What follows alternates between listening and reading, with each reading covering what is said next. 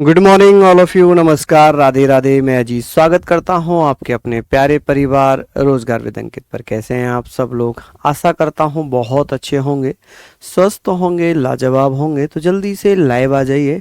हम लोग बात करेंगे यहाँ पर डलहौजी से। आज हम पढ़ने वाले हैं, तो जितने भी मेरे साथी यहाँ पर लाइव नहीं हैं वो सभी लोग लाइव आ जाइए। कल हम लोगों ने सैटरडे में हम लोगों ने पढ़ा था कि राजा राम मोहन राय के बारे में हम पढ़ रहे थे।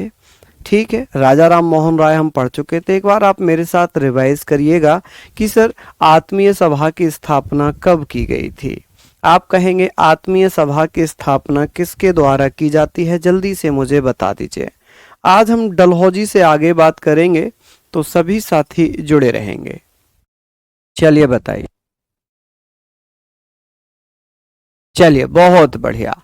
हम लोग रैयतवाड़ी पढ़ चुके, ब्रह्म समाज पढ़ चुके, अंग्रेजी शिक्षा पढ़ चुके। आज हम डलहौजी से स्टार्ट कर रहे हैं।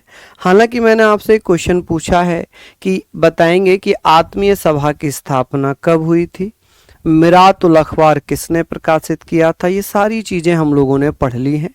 हम लोग कंटिन्यू करते हैं। देखिए, हम डलहौजी से स्टार्ट करते हैं। आज कहाँ से? डलहौजी से। आपको मैं पहले ही बोल चुका हूं कि मॉडर्न हिस्ट्री बहुत इंपॉर्टेंट है, इसलिए हाथ से लिखकर ही पढ़ा रहा हूं। आप कहेंगे डलहौजी, ये कौन था? ये गवर्नर जनरल बनकर आता। ये गवर्नर जनरल बनकर कब आया? तो आप बताइएगा। आप यहाँ पर मुझे बताइए। सिंपल सी चीजें हैं। हम बात करेंगे सर, डलहौजी 1848 में भारत का गवर्नर जनरल बनकर आया और 1856 तक, कब तक? 1856 तक भारत में गवर्नर जनरल रहा। क्या रहा जी? ये गवर्नर जनरल रहा। ऐसे करके आप लोग याद करके लिखना कि गवर्नर जनरल रहा। ठीक है जी, क्या रहा? ये गवर्नर जनरल रहा। ठीक है जी। कौन रहा? डलहौजी। अब डलहौजी के द्वारा कुछ इंपॉर्टेंट कार्य भी पढ़ेंगे, कुछ महत्वपूर्ण चीजें भी पढ़ेंगे और कुछ इसके द्वारा किए गए ये मान सकते हैं कुछ गलत काम भी पढ़ेंगे। हम लोग यहाँ पर सारी चीजों के बारे में बात कर रहे हैं। आप कहेंगे सर डलहौजी जब भारत में आता है गवर्नर जनरल बनकर, तो इसने भारत में क्या किया? इसने भारत में एक नीति अपनाई, एक पॉलिसी इंप्लीमेंट की, जिसे हम कहते हैं, जिसे हम कहेंगे, चलिए बहुत बढ़िया, जिसे हम कहेंगे राज्य हड़प नीति। क्या कहेंगे जी? राज्य हड़प नीति के बारे में हम बात करेंगे कि इसने एक पॉलिसी लागू की थी। इसके द्वारा एक पॉलिसी, एक नीति लागू की जाती है। पॉलिसी या नीति लागू की। क्या किया भैया? पॉलिसी लागू की, जिसे राज्य हड़प नीति के नाम से जाना जाएगा। राज्य हड़प नीति। आप कहेंगे सर राज्य हड़प नीति कि किसके द्वारा ये नीति लागू की गई थी? Doctrine of lapse. आप कह सकते हैं डॉक्ट्राइन ऑफ लैप्स, कि भैया ये जो नीति थी ये किसके द्वारा लागू की गई थी। इसमें क्या होता था? ये एक ऐसी नीति थी जिसमें किसी भारतीय राजा के यदि कोई संतान ना हो, उसका कोई उत्तराधिकारी ना हो, उसका कोई बेटा ना हो, तो उसकी संपत्ति ब्रिटिश प्रांतों में, ब्रिटिश साम्राज्य में, ब्रिटिश सरकार के अधीन कर दी जाती थी, कि ब्रिटिश सरकार का कंट्रोल हो जाता था। इसी पॉलिसी का हवाला देते हुए डलहौजी ने सबसे पहले महाराष्ट्र में एक रियासत हुआ करती थी सतारा।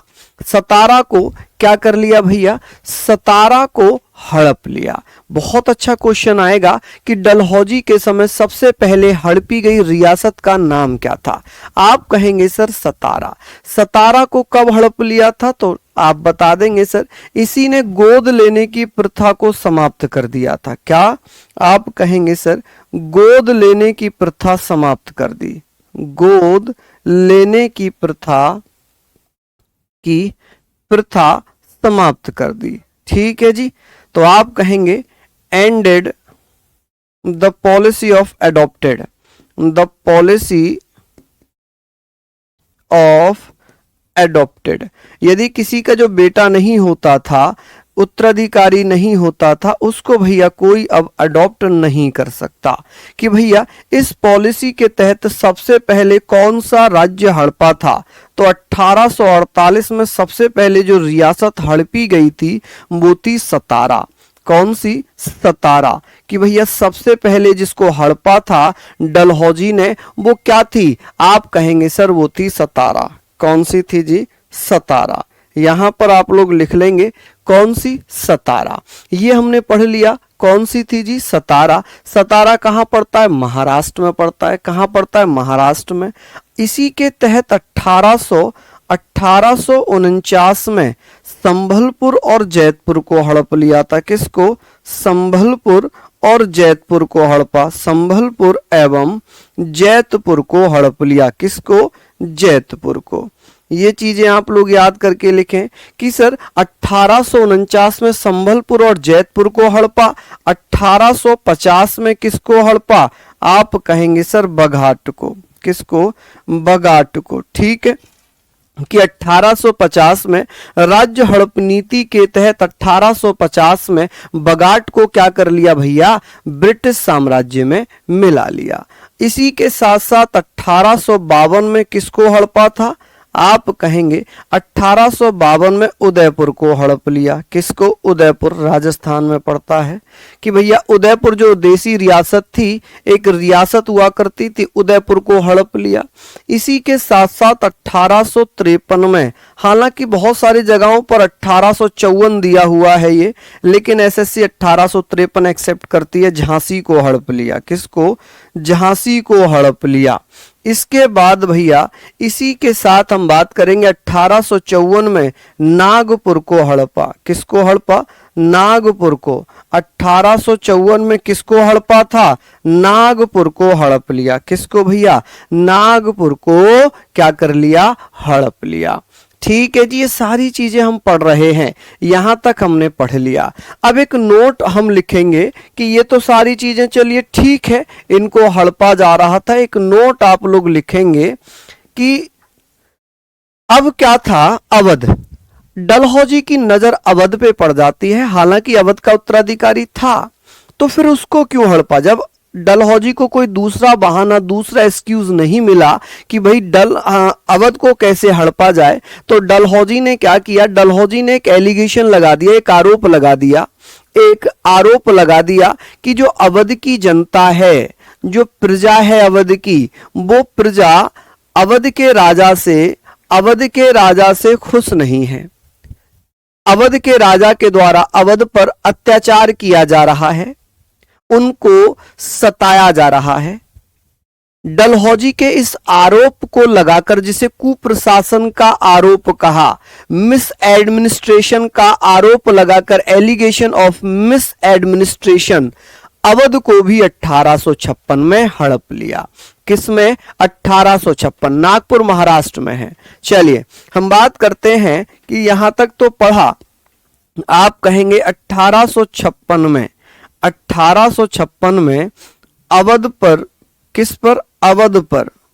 अवध पर जो वर्तमान लखनऊ और लखनऊ, अयोध्या, फैजाबाद वाला क्षेत्र हुआ करता था, अवध पर कुप्रशासन का आरोप लगाकर। कौन सा भैया? कुप्रशासन जिसे हम बोलते हैं, जिसको हम बोलते हैं मिस एडमिनिस्ट्रेशन, या इसको बैड एडमिनिस्ट्रेशन भी हम बोल सकते हैं। बैड एडमिनिस्ट्रेशन, ठीक है जी। एडमिनिस्ट्रेशन का आरोप लगाकर, ठीक है जी, क्या करके? आरोप लगाकर अवध को हड़प लिया। ठीक है, आरोप लगाकर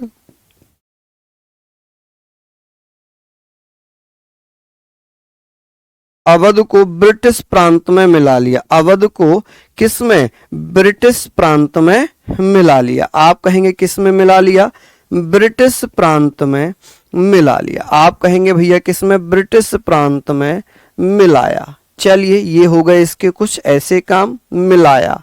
ठीक है, चलिए, अब इसने कुछ अच्छे काम भी किए थे। इसने कुछ अच्छे काम किए, जैसे कि इसने रेल चलाई। इसने क्या किया, भारत में रेल चलाई, टेलीग्राम लाइन इसके द्वारा चलाई गई थी। क्या चलाया गया था इसके द्वारा? टेलीग्राम लाइन इसके द्वारा चलाई गई थी।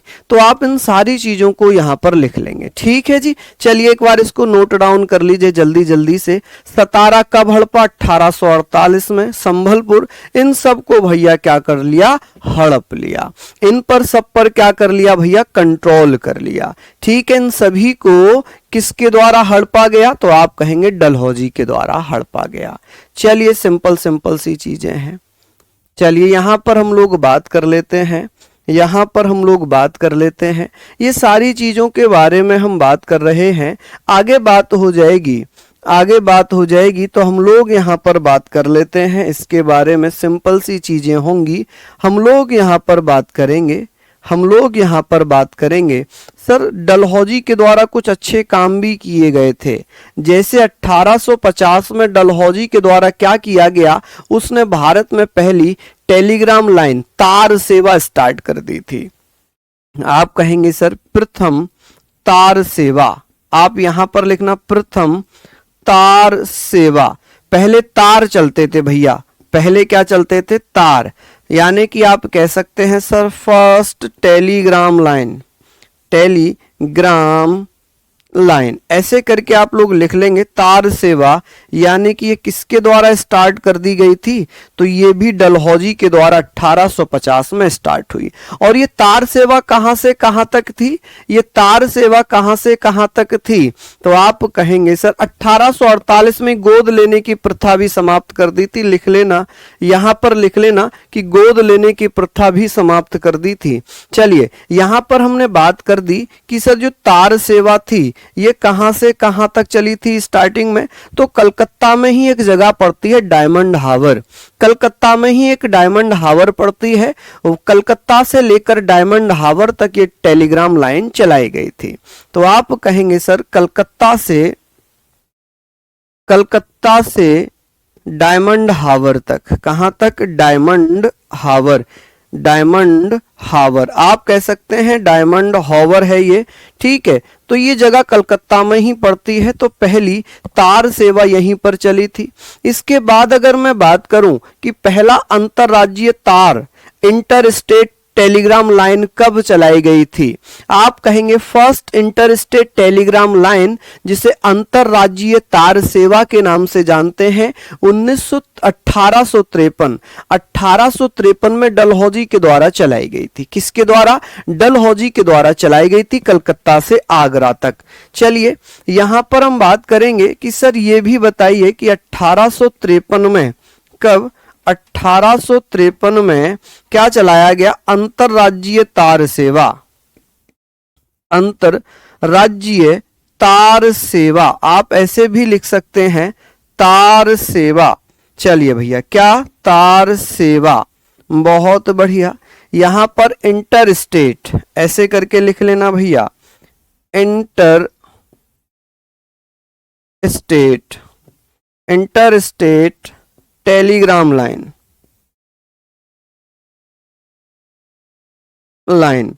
कि भैया पहला अंतरराज्यीय तार सेवा ये कहां से कहां तक चला था? तो आप कहेंगे कलकत्ता से लेकर आगरा तक। कहां से कहां तक? कलकत्ता से आगरा तक। और आगरा कहां पड़ता है जी? यूपी में। आगरा वर्तमान कहां है? यूपी में। उस समय कहां हुआ करता था? संयुक्त प्रांत में, ठीक है। कहां पर? संयुक्त प्रांत में, यूनाइटेड प्रोविंस में। यूपी को उत्तर प्रदेश इसलिए नहीं कहते कि उत्तर का यू और पी का प्रदेश, नहीं, यूपी इसलिए कहते हैं क्योंकि ये यूनाइटेड प्रोविंस हुआ करता था, संयुक्त प्रांत हुआ करता था। क्या हुआ करता था? संयुक्त प्रांत हुआ करता था। क्या यहां तक आप लोग इसको नोट कर पाए? क्या यहां तक आप लोग नोट कर पाए? अब बात करेंगे सर डलहौजी ही पढ़ रहे हैं अभी हम। डलहौजी में क्या हुआ? डलहौजी की अगर मैं बात करूं तो आप कहेंगे सर डलहौजी ने ट्रेन चलवाई। भारत में जो पहली ट्रेन थी वो डलहौजी के द्वारा चलाई गई थी। फर्स्ट ट्रेन स्टार्टेड किसने की थी स्टार्ट? तो आप कहेंगे सर पहली ट्रेन भारत में डलहौजी के द्वारा चलाई गई थी। ठीक है जी। एक बच्चा कह रहा है सर पूरा सेंटेंस लिखो। माय डियर, देखिए बताइए कहां कहां पर ये अंतरराज्यीय तार सेवा है, कहां से कहां तक चली? कलकत्ता से आगरा तक। ये तो आप लोगों को लिखना है ना भाई, आप अपने अनुसार नोट्स बनाएं कि आपको कैसे अच्छा लग रहा है नोट्स बनाने में। अगर मैं पूरा सेंटेंस लिखूंगा तो फिर तो कॉपियां ही मुझे भरवानी है ना। शॉर्ट नोट्स का मतलब क्या है? ऐसे तो आप किताब भी ले सकते हैं, किताब से पढ़ लेंगे। शॉर्ट नोट्स का मतलब होता है जितना कम लिख पाए उतना अच्छा है माय डियर, है ना। यही तो चीजें होती है भैया। डायमंड हार्बर कलकत्ता में ही है। ठीक है।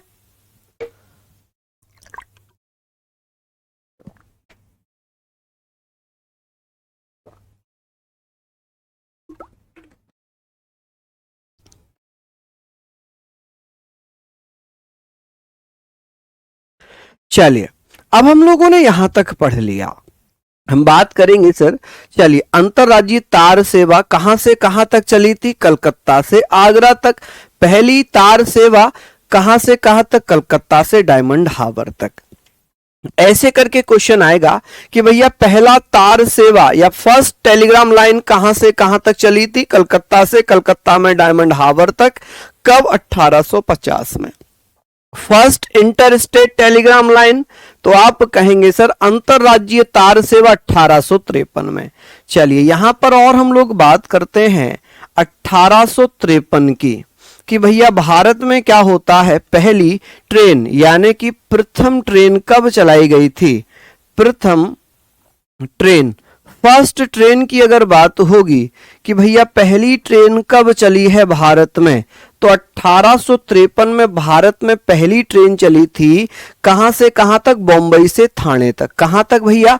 बॉम्बे से थाने तक। ठीक है जी। आप कहेंगे सर ये कहां से कहां तक चली थी? तो आप कहेंगे सर बॉम्बे से थाने तक। कहां तक? बॉम्बे से थाने तक। ठीक है जी, बॉम्बे से थाने तक ये चली थी।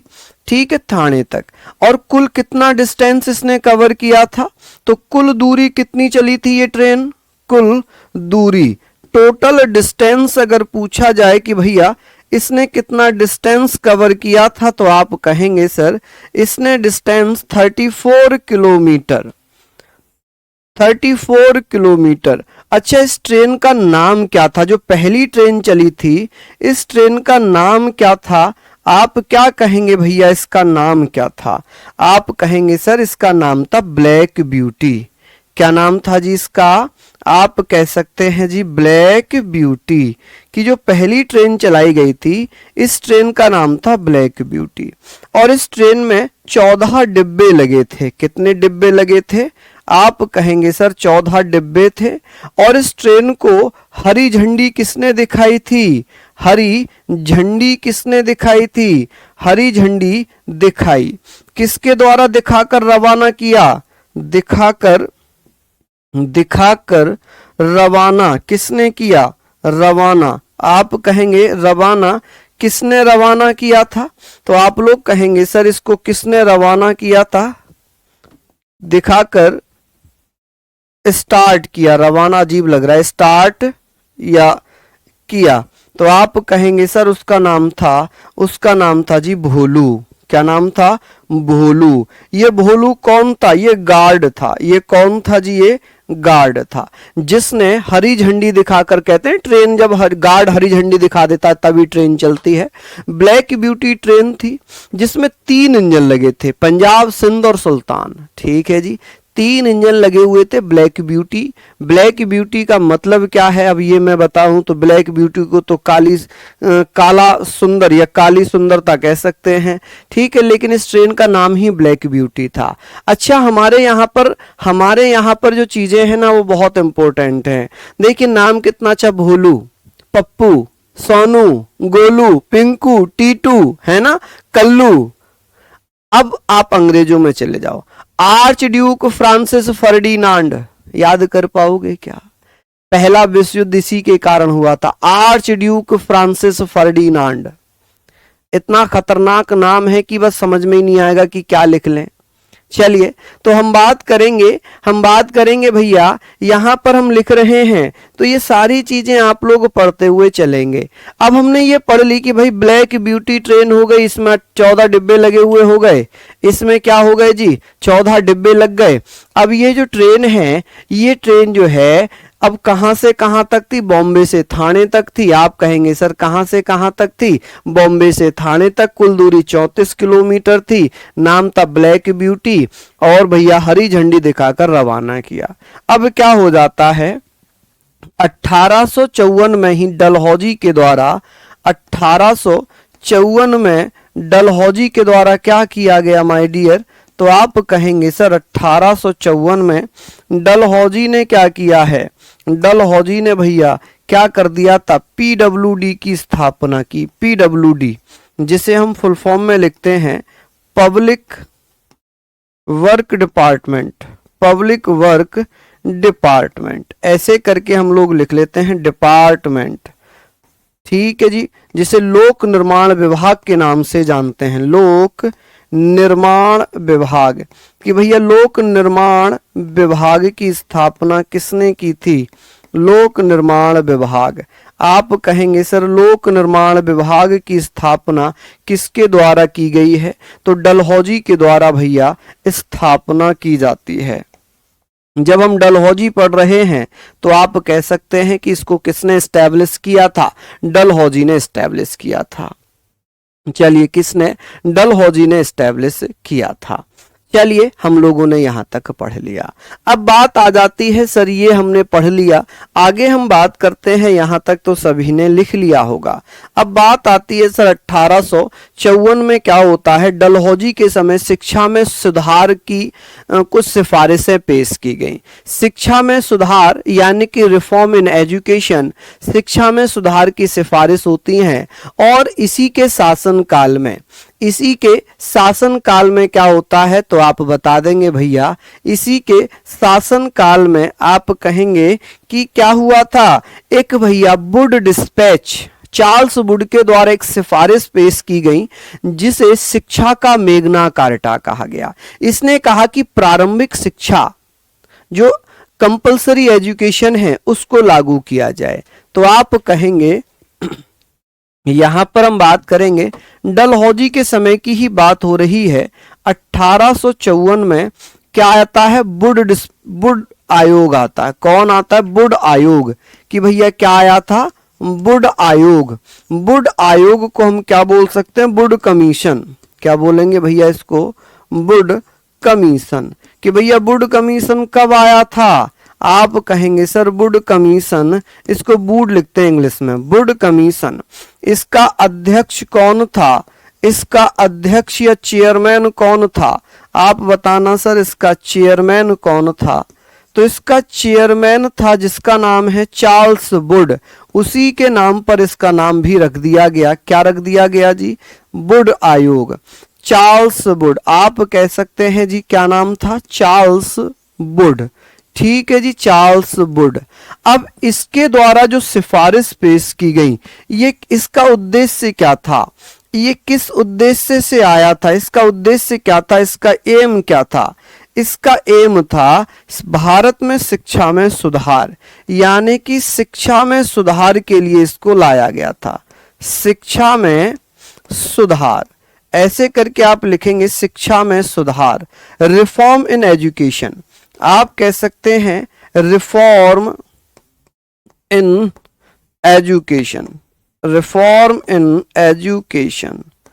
चलिए रिफॉर्म इन एजुकेशन, क्या यहां तक आप लोग लिख लेंगे, क्या यहां तक आप लोग लिख लेंगे। चलिए बताइए, शिक्षा में सुधार के लिए आया और इसी की जो सिफारिश थी, इसकी सिफारिशों को क्या कहा गया है, इनकी जो सिफारिश थी, सिफारिश रिकमेंडेशंस थी। आप कहेंगे सर जो रिकमेंडेशन थी इनको क्या कहा गया, रिकमेंडेशन। चलिए मुझे बताइए कि भैया जो रिकमेंडेशन थी इनको क्या कहा, रिकमेंडेशन को। तो आप बता देना सर इनकी रिकमेंडेशन को क्या कहा गया, सिफारिश को क्या कहा गया, रिकमेंडेशन को क्या कहा गया। तो आप लोग बताएंगे सर सिफारिश रिकमेंडेशन को वुड डिस्पैच कहा गया। क्या कहा गया भैया, आप कहेंगे सर वुड डिस्पैच कहा गया, आप कहेंगे वुड डिस्पैच कहा जाता है। क्या कहा गया जी, आप बताएंगे सर क्या कहा गया, डिस्पैच कहा गया। ठीक है जी, वुड डिस्पैच कहा गया, ऐसे करके लिखेंगे वुड डिस्पैच। और भारत का जो पढ़ा लिखा वर्ग था, जो भारत का पढ़ा लिखा वर्ग था, उसने इन सिफारिशों को शिक्षा का मेगना कार्टा कहा।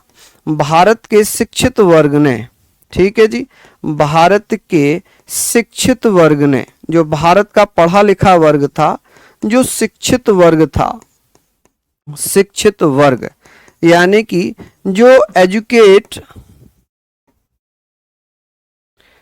आप कह सकते हैं सर जो एजुकेट लोग थे, एजुकेट ग्रुप ने, शिक्षित वर्ग यानी कि एजुकेट ग्रुप ने क्या कहा भैया, शिक्षित वर्ग ने, एजुकेट ग्रुप ने शिक्षा का मेगना कार्टा कहा। क्या कहा जी, इन सिफारिशों को, वुड डिस्पैच को शिक्षा का मेगना कार्टा। मेगना कार्टा का मतलब होता है अधिकार, मेगना कार्टा, जहां कहीं भी अधिकार मिलते हैं उसे क्या बोलते हैं, मेगना कार्टा। इसे मेगना कार्टा कहा गया। क्या कहा गया जी, मेगना कार्टा ऑफ एजुकेशन, मेगना कार्टा ऑफ एजुकेशन। ठीक है जी, कि मेगना कार्टा ऑफ एजुकेशन क्या था, तो आप कहेंगे यही है। इनकी सिफारिश ये थी कि जो भैया प्राथमिक शिक्षा है, प्राथमिक शिक्षा में सुधार किया जाए, प्राथमिक शिक्षा में सुधार किया जाए, शिक्षा में सुधार किया जाए। ठीक है जी, सुधार हो, यानी कि भैया आप कह सकते हैं reform, reform in primary education. आप कहेंगे भैया प्राइमरी। ठीक है जी, आप कहेंगे सर प्राइमरी, जो प्राइमरी एजुकेशन है, प्राइमरी एजुकेशन में क्या किया जाए, सुधार किया जाए, प्राइमरी एजुकेशन।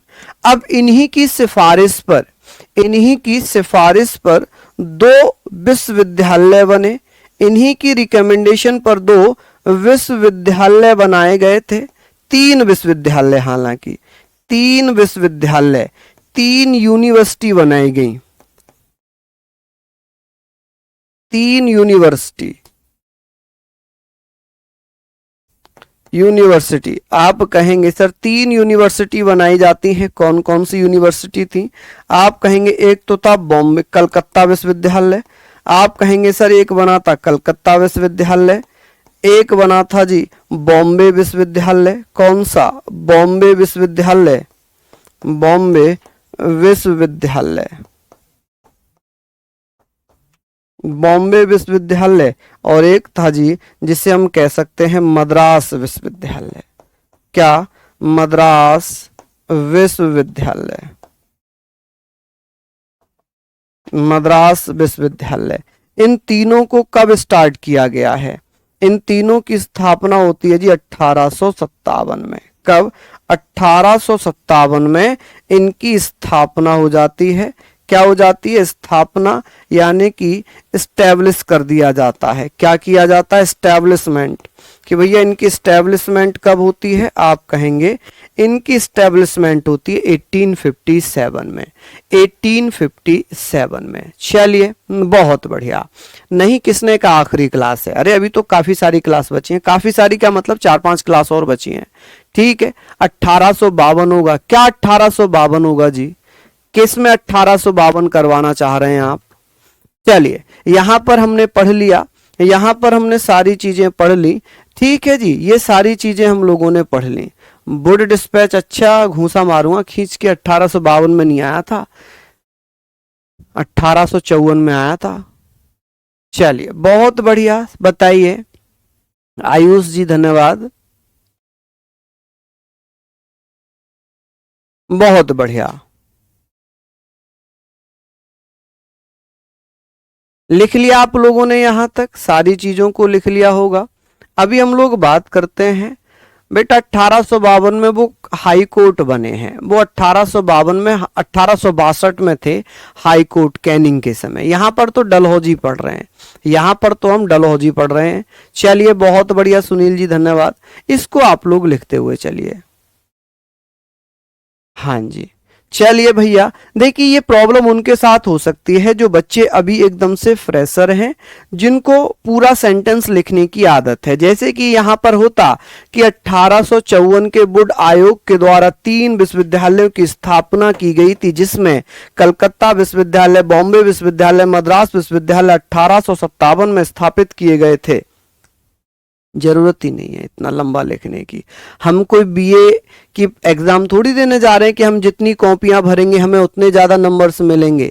हम तो ये यहां पर पढ़ेंगे कि भैया शॉर्ट में पढ़ना है कि भैया ये बताएं 3 विश्वविद्यालय की स्थापना किसकी सिफारिश पर हुई थी? वुड आयोग की सिफारिश पर। वुड आयोग कब आया था? 1854 में। कौन कौन से विश्वविद्यालय बने थे? देखिए यहां पर विश्वविद्यालय लिखा है तो कलकत्ता, बॉम्बे और यहां पर कलकत्ता विश्वविद्यालय लिख लीजिए, बॉम्बे विश्वविद्यालय लिख लीजिए और मद्रास विश्वविद्यालय लिख लीजिए। इनकी स्थापना कब होती है? 1857 में स्थापना हो जाती है। ठीक है जी, ये सारी चीजें आप लोग लिख सकते हैं। अब मैं आपको पूरी चीजें लाइन टू लाइन करके लिखवाऊं तो बड़ा समस्या वाली बात है भाई, बहुत समस्या वाली बात है। चलिए यहां तक आपने लिखा होगा, यहां तक आपने लिख लिया होगा। अब बात आती है जी क्या होता है 1856 की तरफ चलते हैं। 1856 में क्या होता है? विधवा पुनर्विवाह कानून आता है। विधवा पुनर्विवाह कानून, विधवा पुनर्विवाह कानून कि भैया विधवा पुनर्विवाह कानून कौन लेकर आता है? तो ये लेकर तो प्रारूप तो इसका डलहौजी ने ही बनाया था, लेकिन लागू नहीं कर पाया, लागू किया कैनिंग ने। तो इसको भैया विधवा पुनर्विवाह कानून, विडो रीमैरिज एक्ट आप कह सकते हैं सर, विडो रीमैरिज एक्ट। अगर मैं बात करूं सर विधवा पुनर्विवाह कानून, विडो रीमैरिज एक्ट, चलिए हम लोग बात करते हैं। चलिए बहुत बढ़िया, सिंपल सी चीजें हैं। हम यहां पर बात करेंगे सर विडो रीमैरिज एक्ट। हम बात कर रहे हैं, पहले ये बताओ कि सर ये कानून बना कैसे? ये कानून बना कैसे? अब कानून बनने के पीछे ईश्वरचंद विद्यासागर का बहुत बड़ा योगदान है। ईश्वरचंद विद्यासागर जिन्होंने समाज में विधवाओं की पुनर्विवाह को लेकर, द्वारा से शादी को लेकर डलहौजी को कई बार पत्र लिखे, डलहौजी से कई बार मिले। हालांकि डलहौजी ने एक प्रारूप, एक रिपोर्ट, एक परफॉर्मा तैयार कर लिया और उसको लेकर एक कानून बनवा दिया। ठीक है जी, क्या कर दिया जी? एक कानून बनवा दिया। लेकिन जब तक वो इंप्लीमेंट हो पाता, लागू हो पाता, तब तक डलहौजी की बदली हो गई, ट्रांसफर हुआ। अब डलहौजी चला गया, अब डलहौजी के स्थान पर कौन आएगा? कैनिंग आएगा। तो कैनिंग के द्वारा उसको लागू कर दिया गया। क्या कर दिया गया भैया? लागू कर दिया गया। चलिए बहुत बढ़िया, बहुत शानदार। हम लोग यहां पर बात करेंगे। चलिए सिंपल सी चीजें हैं, आप लोग इसको लिख लेंगे। किसी को कोई दिक्कत है क्या? किसी को कोई दिक्कत यहां पर अगर हो रही हो तो प्लीज मुझे बताइए। चलिए बहुत शानदार, ठीक है जी, बताएं जल्दी से। बहुत बढ़िया, बहुत शानदार। हम लोग यहां पर पढ़ते हुए चल रहे हैं, इन सारी चीजों को आप लोग लिख लीजिएगा। ठीक है जी, आप बात करेंगे window remarriage act.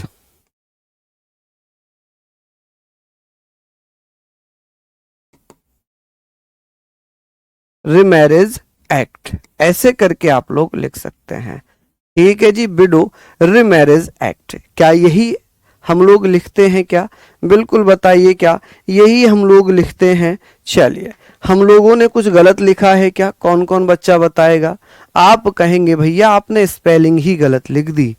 Remarriage, remarriage की स्पेलिंग ये नहीं होती, ये होती है रीमैरिज। ठीक है जी, चलिए ऐसे करके आप लोग लिखना। अब हुआ क्या कि इस कानून का प्रारूप किसने तैयार किया था? प्रारूप यानी कि इसका ड्राफ्ट किसने बनाया था? ड्राफ्ट बनाया था डलहौजी ने। किसने? डलहौजी ने।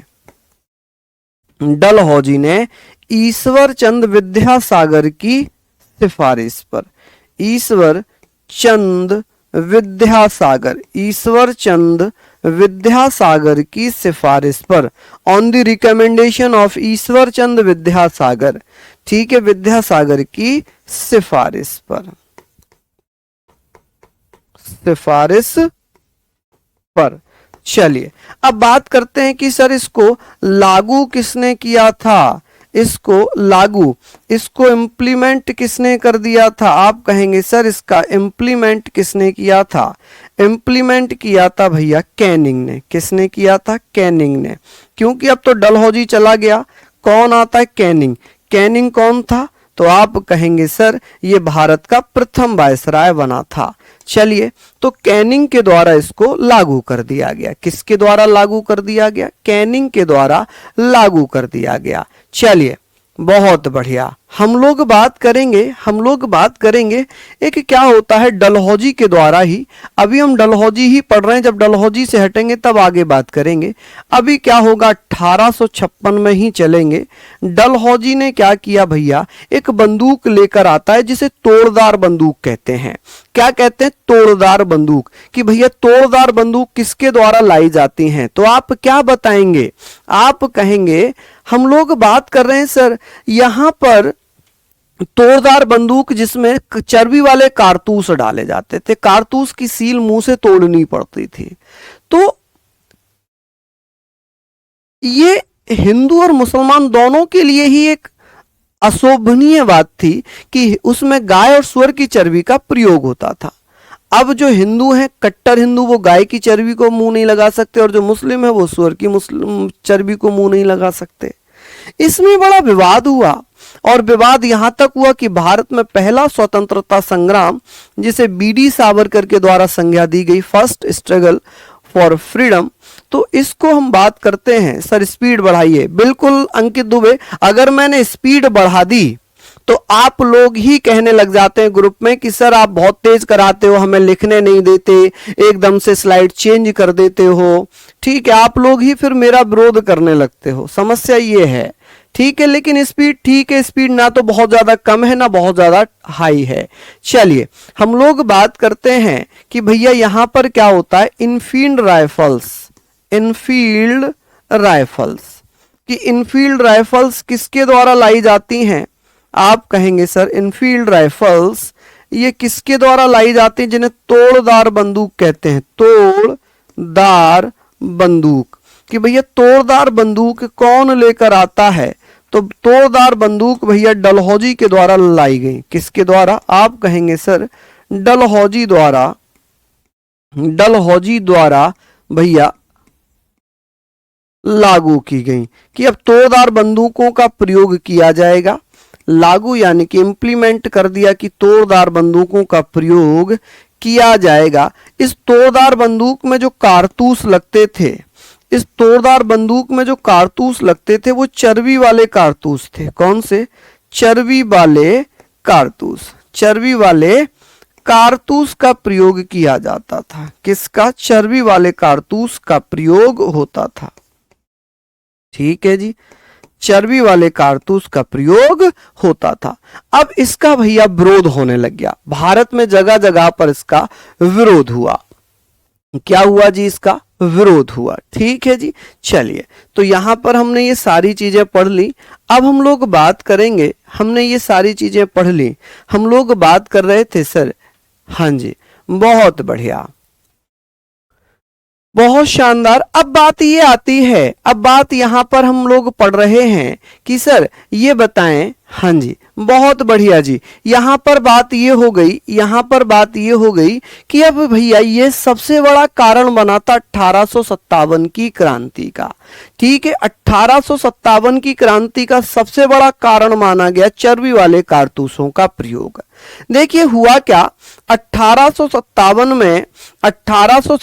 में क्या होता है, सबसे पहले तो नींव कब रखी गई है। नींव कब रखी गई है? एक बच्चा है सर कह रहा है डाउट है 69 क्वेश्चन। 69 क्वेश्चन तो यहां पर क्वेश्चन थोड़ी चल रहा है, अब इनको यही नहीं पता 69 क्वेश्चन डाउट है। अब आप समझ सकते हो किस कदर तक सीरियस है अपनी पढ़ाई को लेकर। मैं पढ़ा रहा हूं थ्योरी और ये लगे क्वेश्चन नंबर 69। अब यहां पर इन्हें शायद ही क्वेश्चन नंबर 69 दिख रहा होगा, तो आप समझ जाइए ये किस कदर तक भैया सीरियस है अपनी पढ़ाई को लेकर। वो किसी ने कहा कि जिंदगी कैसी चल रही है। हाँ भाई, जिंदगी कैसी चल रही है? मैंने कहा कि जिंदगी में दर्द है, जिंदगी में दर्द है, दर्द में गम है, गम में मजा है और मजे में हम हैं। रिलेट कर पा रहे हो आप कि किसी ने पूछा कि जिंदगी कैसी है, हमने कहा कि जिंदगी में गम है, हमने कहा जिंदगी में गम है, गम में दर्द है, दर्द में मजा है और मजे में हम हैं, और मजे में हम हैं। समझ रहे हैं आप? तो ऐसे ही मजे में रहो, यकीनन सफलता मिल ही जानी है आप लोगों को। चलिए बहुत बढ़िया जी, आगे बात कर लेते हैं। अब हम बात आती है कि 1857 की क्रांति। हम यहां पर बात करेंगे 1857 की क्रांति। क्रांति पढ़ लेंगे जिसे बहुत सारे लोग 1857 का विद्रोह भी कहते हैं, रिवोल्ट कहते हैं। चलिए हम बात करते हैं, यहां पर हम बात कर लेते हैं कि भाई 1857 की क्रांति का कारण क्या था, कब हुई थी ये? 29 मार्च 1857 में इसकी नींव रखी गई है। और नींव कब रखी गई थी? तो नींव रखने के पीछे एक कहानी सुनाता हूं। एक मंगल पांडे, एक कट्टर ब्राह्मण, असम राइफल की 34वीं बटालियन में थे और उस बटालियन का नाम था बंगाल नेटिव इन्फेंट्री रेजिमेंट। 34वीं रेजिमेंट के सिपाही थे जिसे बंगाल नेटिव इन्फेंट्री कहा जाता था। वो अपने एक सीनियर पर बहुत बेइंतहा भरोसा करते थे, हालांकि सीनियर को भी ये जानकारी नहीं थी कि चर्बी वाले कारतूसों का प्रयोग हो रहा है। तो जब मंगल पांडे को कहा गया कि भाई चर्बी वाले कारतूसों का, पंडित जी चर्बी वाले कारतूसों का प्रयोग हो रहा है, मंगल पांडे ने अपने सीनियर से पूछा जिन पर उन्हें बेतहासा भरोसा था। उन्होंने मना कर दिया कि नहीं चर्बी वाले कारतूस तो नहीं है। मंगल पांडे आ गए, बोल दिया कि नहीं भाई, हमारे सीनियर ने बोला नहीं हो रहा है, क्योंकि उनके सीनियर को सच में नहीं पता था। एक मंगल पांडे मूवी है, उसको देखना आप। तो हुआ ये कि बाद में मंगल पांडे को उन्हीं के किसी सहयोगी ने, जहां पर वो चर्बी वाले कारतूस बन रहे थे, वहां पर लेकर गए और दिखाया कि देखिए यहां तो चर्बी का प्रयोग किया जा रहा है। मंगल पांडे को यह लगा कि उनका जो सीनियर है उसने झूठ बोला है। मंगल पांडे को क्रोध आया और क्रोध में मंगल पांडे ने 29 मार्च 1857 में अपने सीनियर की हत्या कर दी, एजुटेंट की हत्या कर दी।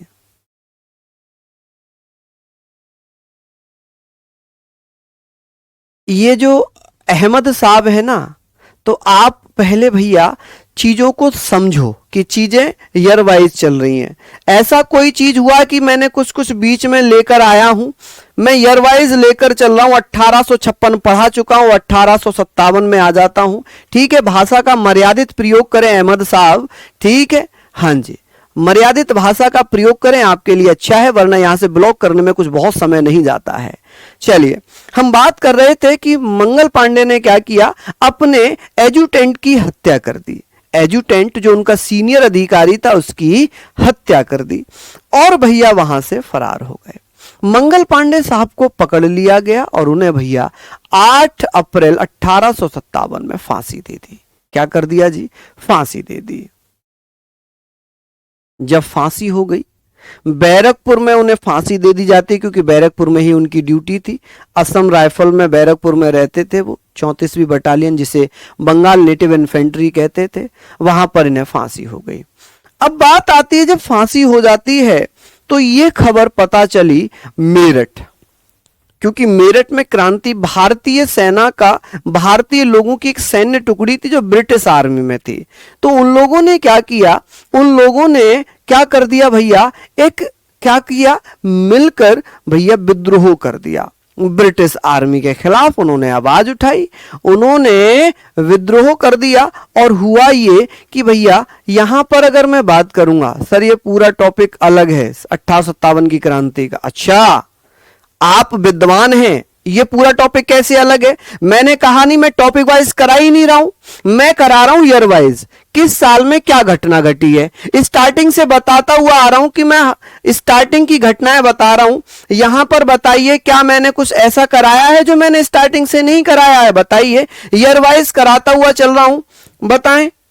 मैंने कोई ऐसा कराया कि भाई पहले 1900 करा दिया, फिर मैं 1800 पे आया, फिर मैं 1700 पे गया, फिर मैंने 1400 पे गया? मैंने ऐसा तो नहीं कराया ना। मैं 1488 से लेकर चला था, 1448 से लेकर चला, 1488 से लेकर चला था। और अभी मैं कहां पर आ चुका हूं? अभी मैं आ चुका हूं 1857 पर। क्या बीच बीच में मैंने अलग कुछ कराया है? क्या ऐसा मैंने कहीं कराया कि भाई मैंने अभी जो है आपको पहले 1928 करा दिया हो, उसके बाद फिर मैं 1722 पे चला गया हूं? ऐसा तो नहीं कराया ना मैंने कहीं, ऐसा नहीं कराया ना। फिर भी क्यों करते हो यार, डिस्टरबेंस हो जाता। अब 2-3 मिनट आपने डिस्टर्ब कर दिए बिना वजह। आपको मैं आपके हिसाब से लेकर चल रहा हूं, आप थोड़ी बताएंगे कि मुझे कैसे पढ़ाना है।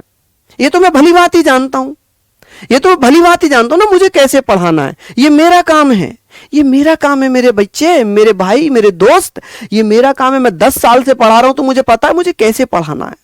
आपका काम पढ़ना। यही तो दिक्कत है आजकल के स्टूडेंट में। आजकल क्यों सिलेक्शन नहीं हो रहे? क्योंकि वो ज्ञान देने लग जाता है, और जब वो ज्ञान देता है तो दिक्कत होती है, क्योंकि वो अपने आप को सर्वज्ञानी मानता है। और जब सर्वज्ञानी मानता है तो एग्जामिनर उसे अपना ज्ञान दिखा देता है।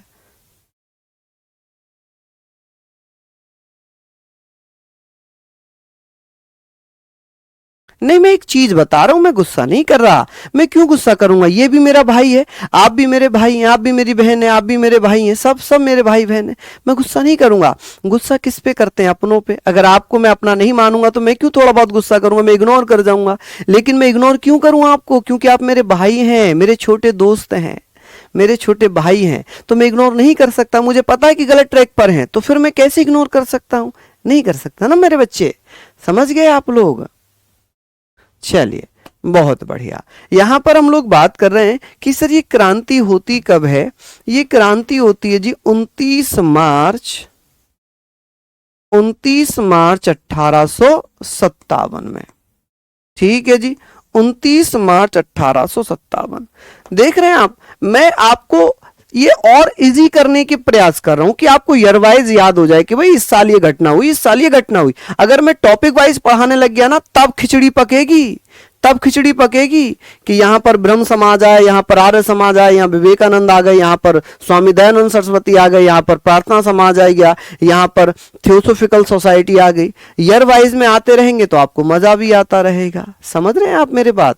चलिए, बहुत बढ़िया। हम बात कर रहे थे कि 1857 की क्रांति, इसकी नींव किसने रखी थी? इसकी नींव किसने रखी थी? इसको स्टार्ट किसने किया था?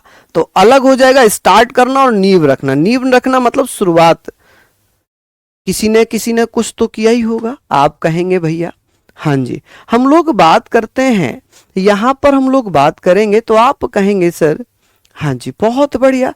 आप कहेंगे कि जो 1857 की क्रांति है, इसकी नींव रखी थी मंगल पांडे ने। किसने? मंगल पांडे। आप कहेंगे सर मंगल पांडे ने। ठीक है जी, किसने? मंगल पांडे ने। चलिए, यहां पर हम बात कर रहे हैं मंगल पांडे। अब ये मंगल पांडे कौन थे? नींव मंगल पांडे द्वारा रखी जाती है। ये मंगल पांडे थे कौन? तो आप कहेंगे सर ये असम राइफल की 34वीं बटालियन के सिपाही थे। आप कहेंगे बैरकपुर में, बैरकपुर पश्चिम बंगाल में पड़ता है, बैरकपुर पश्चिम बंगाल, वेस्ट बंगाल, बैरकपुर पश्चिम बंगाल। तो यहां पर चीज ये है कि बैरकपुर पश्चिम बंगाल की अगर मैं बात करूं तो पश्चिम बंगाल में, बैरकपुर पश्चिम बंगाल में असम राइफल की 34वीं बटालियन के सिपाही थे। किसके? असम राइफल। आप कहेंगे sir Assam rifle, rifles, Assam rifles की 34वीं बटालियन के सिपाही थे। 34वीं रेजिमेंट कह सकते हैं, बटालियन कह सकते हैं, रेजिमेंट, ठीक है जी, रेजिमेंट, ठीक है, बटालियन कह सकते हैं, रेजिमेंट कह सकते हैं, के सिपाही थे। कौन थे जी? एक भारतीय सिपाही थे जो ब्रिटिश आर्मी में थे, सिपाही थे। अच्छा, जो 34वीं रेजिमेंट थी ना, इसका नाम क्या था? इसका नाम क्या था? 34वीं बटालियन का नाम ये था। तो आप कहेंगे सर इसे किस नाम से जानते थे? तो आप बताएंगे सर इसे बंगाल नेटिव इन्फेंट्री के नाम से जानते थे। बंगाल नेटिव इन्फेंट्री, कि बंगाल नेटिव इन्फेंट्री के नाम से जानते थे। इन्फेंट्री, आप कहेंगे बंगाल नेटिव इन्फेंट्री के नाम से 34वीं बटालियन को जाना जाता था। अब इन्होंने क्या कर दिया? मंगल पांडे ने 29 मार्च 1857 में क्या किया? इन्होंने 1857 में एजुटेंट की हत्या कर दी।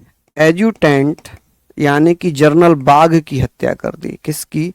जनरल बाग की हत्या कर दी। जनरल बाग, आप कहेंगे जनरल बाग की हत्या कर दी। क्या कर दिया जी?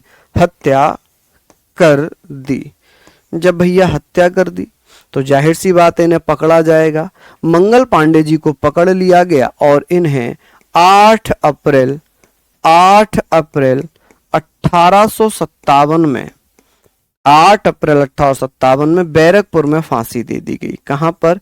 बैरकपुर, पश्चिम बंगाल में फांसी हुई। बैरकपुर में इन्हें फांसी दे दी गई। ठीक है, क्या हुई? फांसी हुई। ये पहले भारतीय थे मंगल पांडे, आप कह सकते हैं ये प्रथम या फर्स्ट, प्रथम सिपाही थे, प्रथम सिपाही जिन्हें फांसी होती है। प्रथम भारतीय सिपाही, भारतीय सिपाही दे देना, भारतीय सिपाही जिन्हें फांसी हुई, जिन्हें फांसी हुई।